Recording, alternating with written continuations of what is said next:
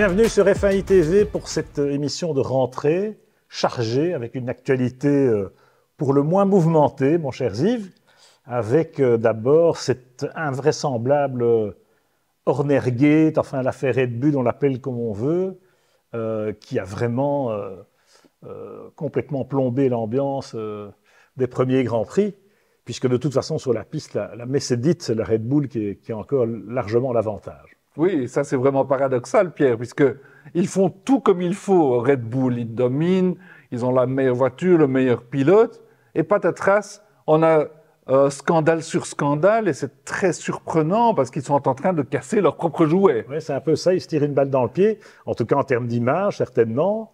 Alors ça anime évidemment les paddocks et la salle de presse, mais je ne sais pas si ça passionne vraiment les foules, mais c'est vraiment ce qui est assez étonnant, si on peut un peu analyser le fond des choses, parce que finalement, le feuilleton rebondit de jour en jour, donc on ne va pas vraiment rentrer dans le détail.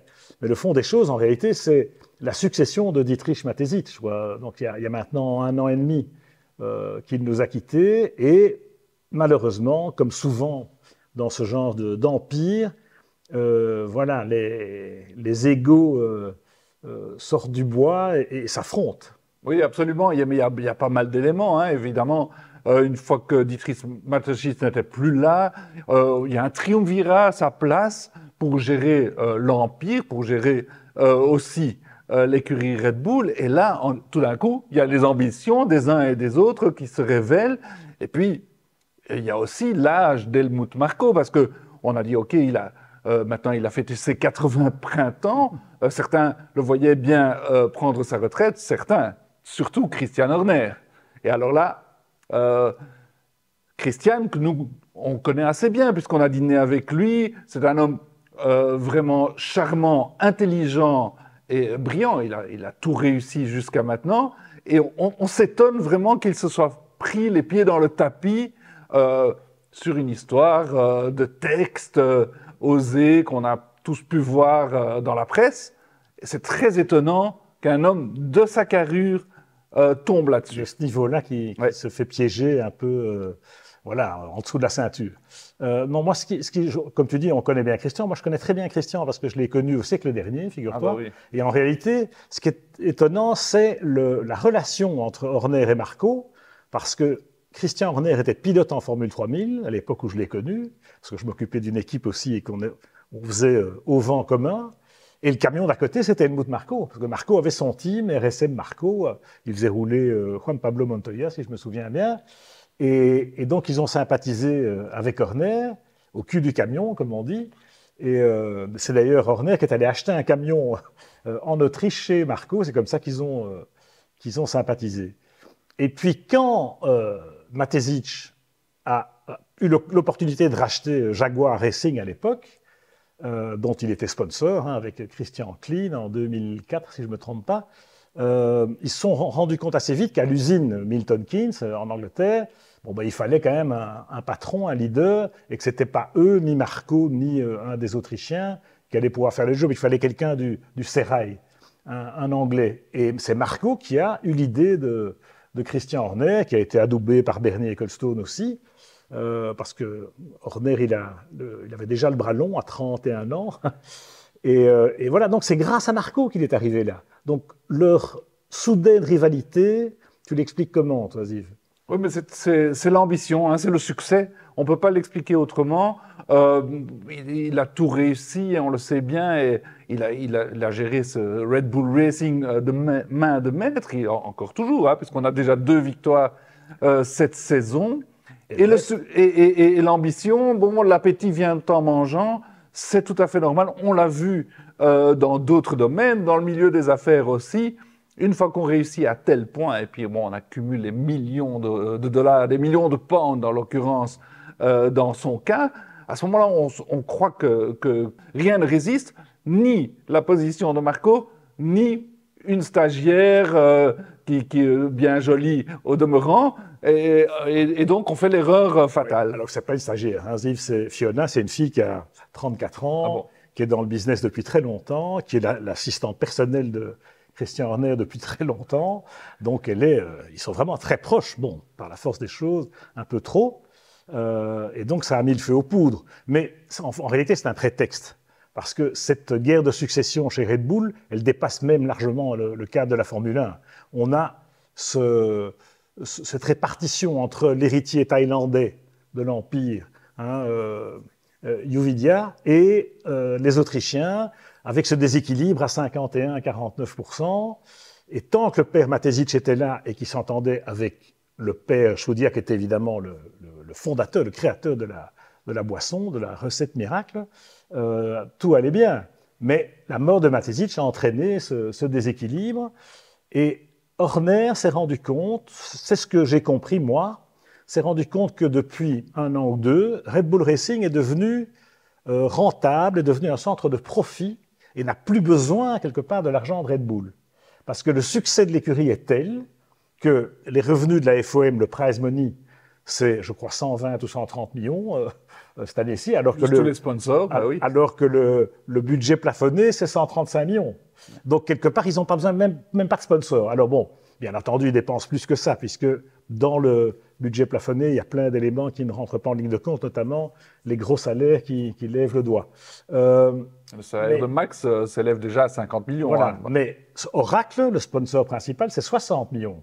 Et puis, je ne vous parle pas des autres, ExxonMobil, Taguet, etc., etc. Donc, voilà, il y a sans doute 300 ou 400 millions de recettes, ce que dépensait Red Bull auparavant, avant le budget plafonné. Et du coup, c'est devenu un centre de profit, c'est devenu bénéficiaire.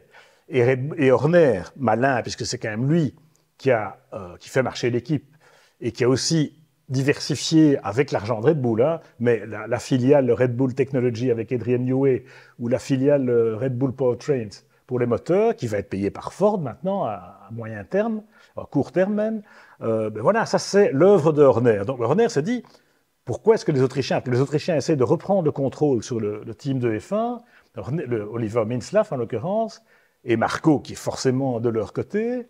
Horner dit non, mais j'ai plus besoin de tout ça. Je suis plus dépendant de Red Bull. Je veux être mon propre maître.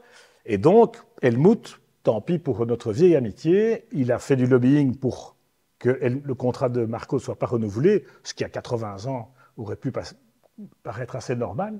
Et donc les Autrichiens ont refusé, ils ont prolongé Marco un peu pour montrer qui était le patron. Mais voilà, le résultat, c'est qu'on a un schisme, on a un divorce, on a une ambiance pourrie, et accessoirement, il y a cette affaire Horner-Gate, entre guillemets, où là, il tend le bâton pour se faire battre et les Autrichiens en profitent pour le mettre en difficulté. Bah oui, absolument. C'est vengeance à OK Corral. On sent très bien que Christian Horner a voulu lobbyer pour que Marco ne soit pas reconduit. Et finalement, il a perdu la partie. Et donc, Marco a tout intérêt à ce que Horner saute maintenant, puisqu'il a envie de se venger. C'était une trahison terrible à ses yeux. Et donc, cette histoire de texto et tout ça, ça tombe très bien. On se dit, tiens, Horner doit sauter. Maintenant, les Verstappen ont aussi un rôle donc, dans cette histoire, puisque apparemment, c'est dans la presse néerlandaise que tout est sorti. Donc, on se dit, tiens, Jos Verstappen et son entourage sont à l'origine des fuites. Donc, on se demande, voilà, qui va gagner ce bras de fer maintenant? C'est très dommage parce que c'est une écurie qui est tellement bien huilée, tout marche très très bien. On se demande à quoi il joue. Il risque de perdre Adrian Newey, il risque de perdre Christian Horner, il risque de perdre Max. Bien sûr. Et donc, tout le château s'écroulerait peut-être. Et donc c'est assez cocasse et assez intéressant à observer. C'est un vrai combat de coq en fait aussi entre Horner et, si on a bien compris, le père Verstappen, puisque pour cette jeune fille, il y avait visiblement plusieurs candidats qui se bousculaient à sa porte. Et donc, il y a du règlement de compte entre eux, il y a des jalousies, enfin, c'est complètement surréaliste. On est dans un mauvais feuilleton, vraiment. Et au milieu de tout ça, il y a Max Verstappen, évidemment, qui est quand même l'atout maître de Red Bull. Parce que tout le monde dit Red Bull domine la voiture, etc. Bon, voyons un peu la performance de Sergio Pérez pour vraiment évaluer la capacité de la voiture en tant que telle, mais la différence que fait Max Verstappen, c'est quand même ça qui qui bâtit le palmarès absolument insensé de Red Bull Racing depuis 2 ou 3 ans. Alors, si Max, qui lui est loyal envers Marco, parce que Max Verstappen, il sait que le gars qui est allé le chercher en F3, c'est Helmut Marko, et le gars qui a eu l'audace de le mettre dans une F1 tout de suite, c'est Helmut Marko, c'est pas Christian Horner, et donc Verstappen, il est loyal envers Marko. Et puis accessoirement, Horner, si effectivement il y a une rivalité amoureuse entre Horner et Verstappen père, on peut comprendre qu'il ait choisi son camp, ou l'avion pour le vol de retour de Jeddah, par exemple, où Helmut Marko devait rentrer avec Horner, puisqu'il était arrivé dans le golfe Persique avec Horner au moment de une des premières réunions au sommet, réunion de crise chez Red Bull. Et on a appris donc qu'il est reparti plutôt dans l'avion de Max Verstappen au retour, pendant qu'à Dubaï, chez le milliardaire thaïlandais, se déroulait une vraie réunion de crise avec les Autrichiens, non seulement Oliver Mintzlaff, qui est en charge du marketing sportif et donc tout ce qui concerne notamment la F1, mais aussi son équivalent qui gère le business des boissons, parce que c'est quand même ça le fonds de commerce.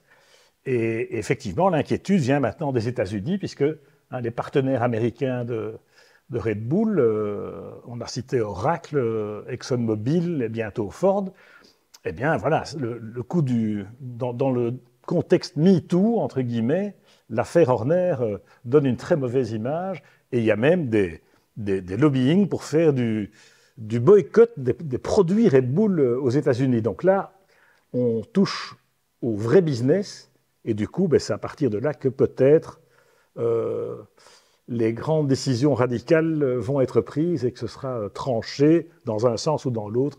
On verra bien. En tout cas, bon, c'est quand même assez paradoxal qu'en ce début de saison, il y a plus d'activités dans les coulisses que sur la piste. Alors on espère que ça va changer, malgré que bon, on n'est pas très très optimiste. On espère que Mercedes va revenir dans le jeu, que Ferrari va être plus compétitif, parce qu'on a envie d'avoir un championnat.